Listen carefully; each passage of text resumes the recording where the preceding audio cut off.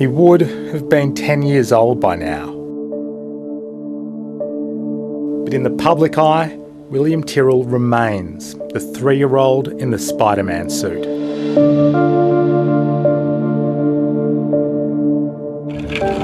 Here I come, William. I'm right next to you. The giggling bike rider. And the rock star in the making. It was just 2 metres, 3 metres away from where we were sitting, and I've just walked out and I just see nothing. And I'm yelling out, "William, where are you? You need to talk to Mummy. Tell me where you are. I can't see you. I can't hear you. Where are you?" And he was nowhere. And I'm just standing there thinking, how could he just disappear? Because he just disappeared. I don't get it. A year after reporting him missing, William's foster parents made their first public appeal for help. I remember William just being absolutely beside himself with happiness at being at Nana's house. He was playing. He was having fun. Minutes, and our world has changed.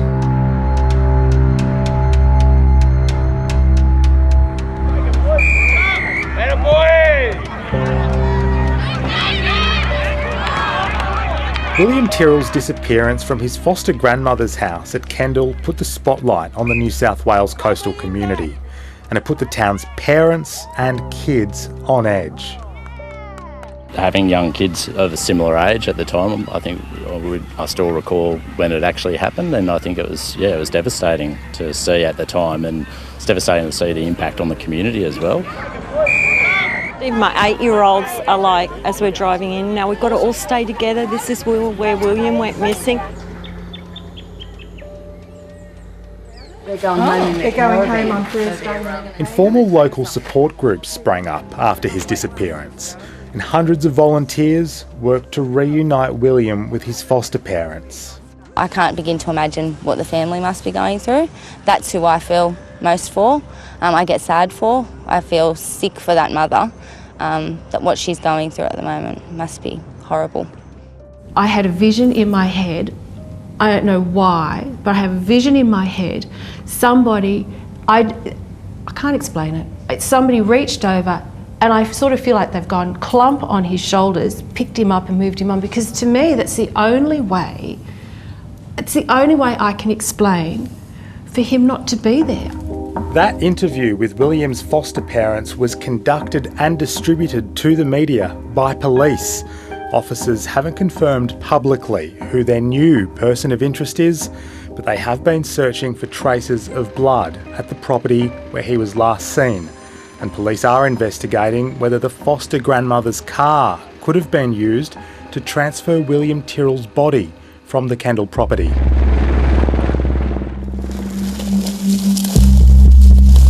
My understanding is from the investigators is that there is certainly one person in particular that we are looking closely at. Yesterday, the New South Wales Police Commissioner was critical of his department's handling of the case.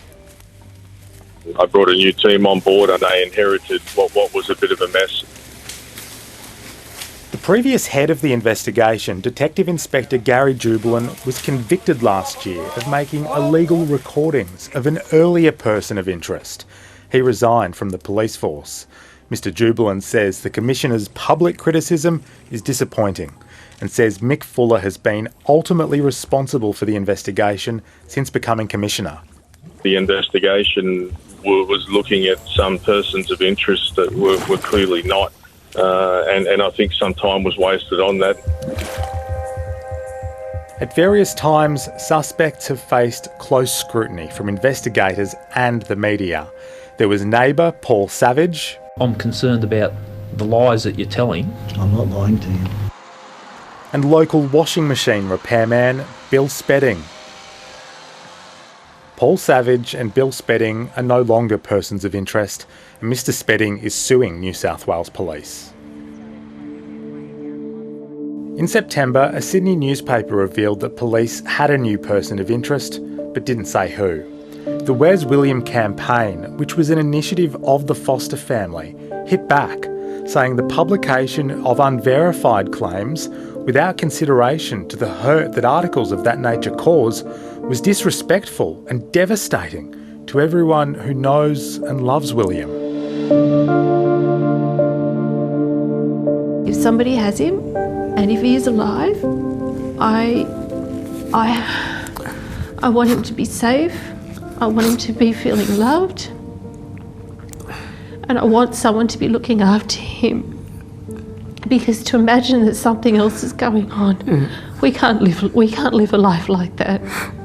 It's not right for him. We need to know where he is, and we need to know what happened to him. Because we can't live forever like this.